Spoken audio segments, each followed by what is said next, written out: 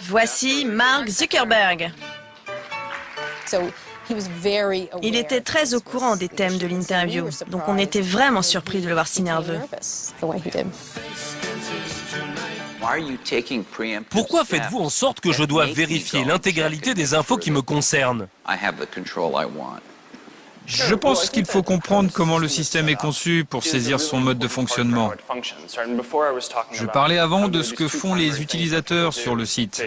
Ils partagent leurs informations avec leur entourage. Mark ne répond pas du tout à la question. Mais en face de lui, le journaliste insiste. Mais vous n'avez pas répondu à ma question. Vous semblez avoir décidé de rendre publiques mes informations personnelles sur Facebook. Vous l'avez fait tout seul, sans prévenir? Nous lui avons posé des questions l'un après l'autre et il a refusé de répondre. Alors nous lui disions, répondez! Ce n'est pas ça notre question. Et à force de ne pas répondre aux questions des deux journalistes, l'interview devient de plus en plus musclée. Ces emails que vous avez écrits à la fac, ils vous suivent, que ça vous plaise ou pas. Kara évoque un email envoyé par Mark 5 ans plus tôt. Un email où il écrivait que les utilisateurs de Facebook étaient bien naïfs de lui faire confiance. Mark est déstabilisé, il commence à transpirer. Comment expliquez-vous le scandale que ça a provoqué? Ça vous touche? Oui. J'ai fait plein de bêtises quand j'étais à la fac. Je ne me cherche pas d'excuses. Et je suis vraiment désolé d'avoir fait ça. Certaines accusations sont vraies, d'autres non. Pouvez-vous nous dire quelles accusations sont vraies? Je ne sais pas trop, c'est loin. Mark perd tous ses moyens, il ne maîtrise plus ses réponses et transpire un peu plus. Et il se met à transpirer, mais vraiment transpirer.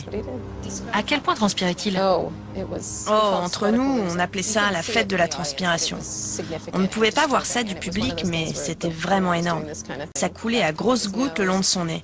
J'avais peur qu'il fasse un malaise, et il était tout pâle, il avait l'air malade. Pour moi, c'était une crise d'angoisse. Il nous a dit qu'il ne se sentait pas bien, mais en tout cas, c'était très mauvais pour lui. Pour détendre l'atmosphère, Kara interrompt l'interview et tente une petite plaisanterie. Vous voulez retirer votre sweat? Non, je ne l'enlève jamais. Je sais, mais il y a des femmes dans le public qui aimeraient bien que vous l'enleviez. Non, En s'épongeant le front, Mark prend conscience de la situation. Il cherche une issue, mais les questions repartent de plus belle. Pouvez-vous expliquer ce qu'est la personnalisation instantanée, pourquoi vous l'avez fait et à quoi ça sert pour vos utilisateurs? peut-être que je dois l'enlever. Enlevez-le. Pour gagner du temps, Mark décide d'enlever son sweatshirt, mais il va comprendre qu'il n'aurait jamais dû. C'est un sweat officiel. On imprime notre mission à l'intérieur. Oh mon Dieu! L'intérieur du sweat. Mais qu'est-ce que c'est? Rendre le monde plus ouvert et connecté. Oh mon Dieu, c'est un culte secret. Regardez ça. Rendre le monde plus ouvert et connecté. Avec un symbole au milieu qui doit être réservé aux initiés, je pense.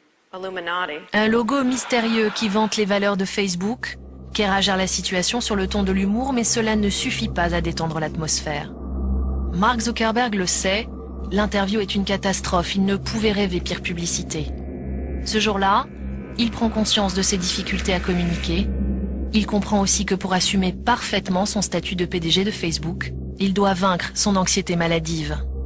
Mark découvre l'importance de l'image et son douloureux apprentissage ne fait que commencer.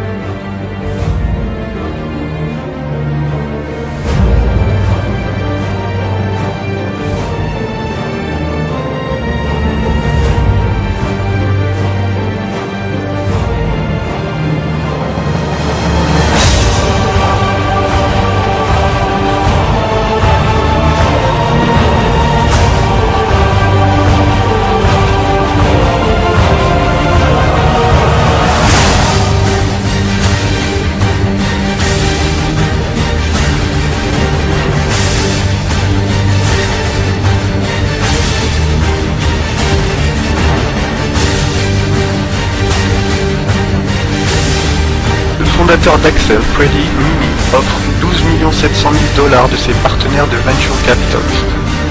Le manager d'Axel, James Breyer, PDG du National Venture Capitalist, NVCA, est créé par Gilman Louis, PDG de InQtel, une entreprise capitaliste créée par la CIA en 1992.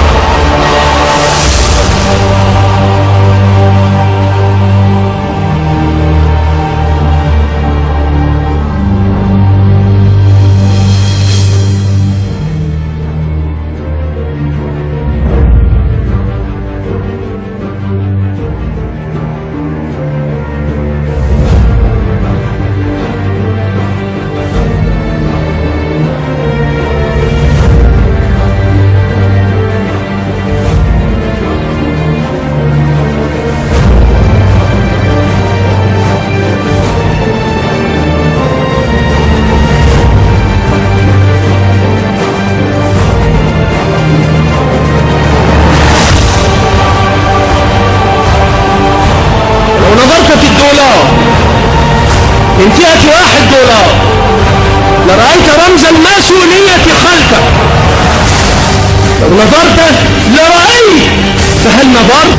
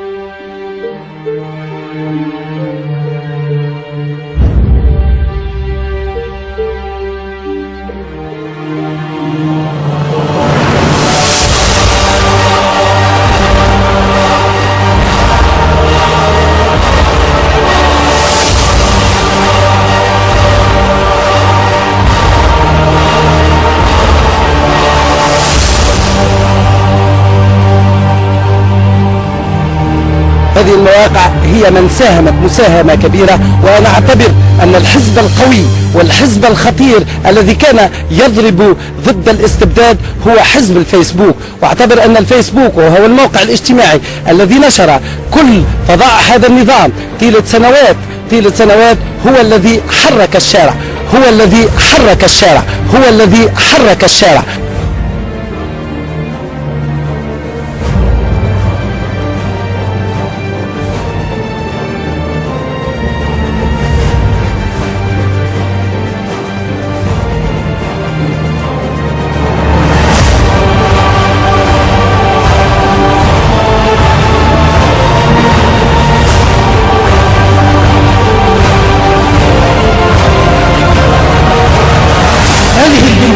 الديمقراطية العالمية هي في حقيقتها دولة إسرائيل الكبرى، يريدون أن يحكموا العالم وأن يتحكموا في الشعوب كافة، في مقدراتها وفي مصائرها، وتكوين الحكومة اللادينية الديمقراطية المدنية العالمية، حرية، إخوان، مساواة، إنسانية، هذه شعارات